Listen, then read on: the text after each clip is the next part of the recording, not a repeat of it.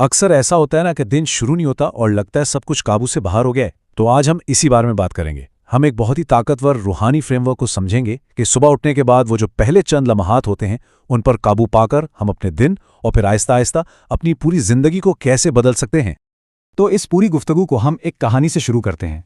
जरा तसव्वुर कीजिए एक सवाल का, एक ऐसा सवाल जो इस्लामी तारीख की एक अजीम शख्सियत के जहन पर इस कदर गालिब था कि उन्हें यह भी एहसास नहीं हुआ कि उनके पास से उनका एक दोस्त गुजर गया।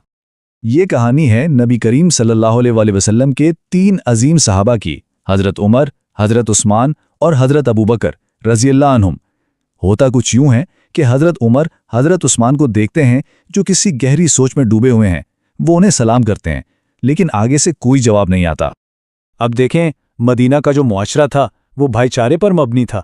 वहां सलाम का जवाब ना मिलना कोई मामूली बात नहीं थी। तो हज़रत उमर थोड़ा परेशान हो गए। वो इस वक्त के खलीफा हज़रत अबू बकर के पास गए। हज़रत अबू बकर ने फौरन इस मामले की अहमियत को समझा और वो हज़रत उमर के साथ हज़रत उस्मान के पास पहुंचे ताकि पता चल सके कि आखिर माजरा क्या है। जब दोनों ने हज़रत उस्मान से पूछा तो वो हैरान रह गए। उन्हें तो याद ही नहीं था कि हज़रत उमर उनके पास से गुजरे भी हैं। उन्होंने बताया कि वो असल में एक बहुत गहरी सोच में गुम थे। एक ऐसा पछतावा था जो उन पर पूरी तरह तारी हो चुका था। और ये सोच किसी कारोबार, खानदान या दुनियावी मामले की नहीं थी, बिल्कुल नहीं। उनकी पूरी तवज्जो, उनकी सारी फिक्र सिर्फ और सिर्फ अपनी आखिरी मंजिल यानी आखिरत पर मरकूज थी। ये सुनकर हज़रत अबू बकर ने हज़रत उस्मान की परेशानी दूर कर दी। उन्होंने बताया कि ये सवाल, बिल्कुल यही सवाल वो नबी करीम सल्लल्लाहु अलैहि वसल्लम से पूछ चुके हैं। और जवाब बहुत सादा लेकिन इतना ही गहरा था, कलमा। यानी इस बात का दिल से इकरार करना और अपने अमल से साबित करना कि अल्लाह के सिवा कोई इबादत के लायक नहीं और मोहम्मद सल्लल्लाहु अलैहि वसल्लम उसके रसूल हैं। तो इस पूरे वाक़े का असल नुक्ता क्या है? ये सब माइंडसेट यानी ज़हनियत का खेल है। ये कहानी उस बुनियादी इंतखाब की तरफ इशारा करती है जो हम सब करते हैं कि हम किस चीज़ को अपनी सोचों पर हावी होने देते हैं। देखें, यहाँ 2 रास्तों का जिक्र है।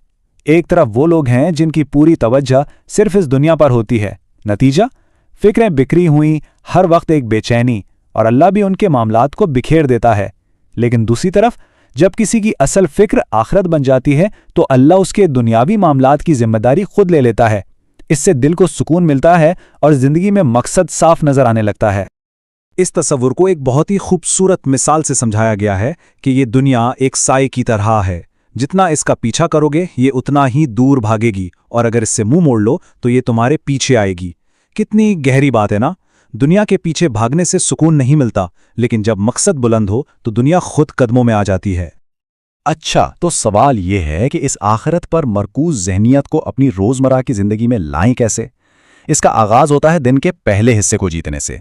चलें अब देखते हैं कि इसको एक अमली हिकमत अमली में कैसे तब्दील किया जा सकता है। यहाँ एक बहुत ही ज़बरदस्त तशबीह दी गई है। दिन एक ऊंट की तरह है। अगर तुम इसके सर को काबू कर लो तो बाकी हिस्सा खुद ब खुद तुम्हारे पीछे आएगा। इसका मतलब क्या हुआ? मतलब ये कि दिन के पहले 60 से 90 मिनट वो ऊंट का सर है। अगर उन पर कंट्रोल हासिल कर लिया तो समझे पूरा दिन प्रोडक्टिविटी और बरकत की तरफ चल पड़ेगा। तो अब इस ऊंट के सर को काबू करना है कैसे?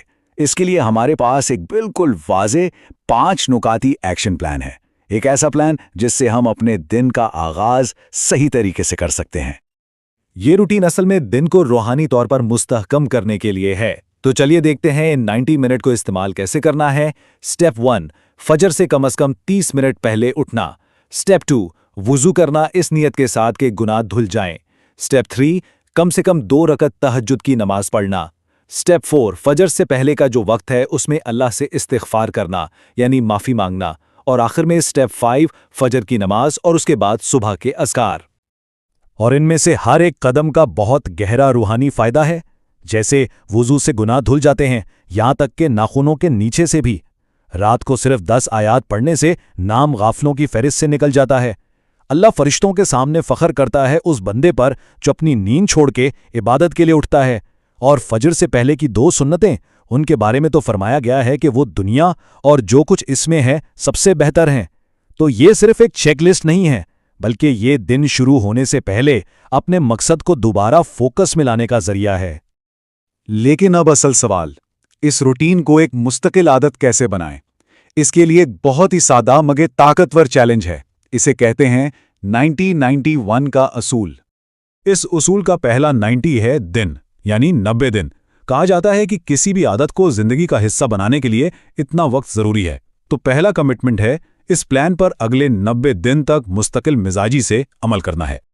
پھر آتا ہے دوسرا 90 اور یہ ہے منٹ، یعنی ہر روز کے پہلے 90 منٹ وہ قیمتی پہلا 1.5 گھنٹہ اس روٹین کے لیے وقف کرنا ہے. اور آخر میں آتا ہے 1. یہ اس پورے چیلنج کی روح ہے. اس کا مطلب ہے ایک بنیادی فوکس. ان 90 دنوں میں ان 90 منٹ کے ذریعے صرف ایک ہی چیز مقصود ہے، اپنی سب سے بڑی فکر کو اللہ کی رضا اور آخرت کی تیاری بنانا. کیونکہ آخر میں بات وہیں آ جاتی ہے. حدیث کا مفہوم ہے کہ انسان جس حال میں جیتا ہے اسی حال میں مرتا ہے، اور جس حال میں مرتا ہے اسی حال میں اٹھایا جائے گا. تو یہ روزانہ کی عادت دراصل ہماری آخری منزل کی تیاری ہے. ہماری صبحیں ہمارے دن بناتی ہیں، ہمارے دن ہماری زندگی بناتے ہیں، اور ہماری زندگی وہ ہماری آخرت کا فیصلہ کرتی ہے. یہ ہمیں واپس وہیں لے آتی ہے جہاں سے بات شروع ہوئی تھی، حضرت عثمان کی اس بنیادی فکر پر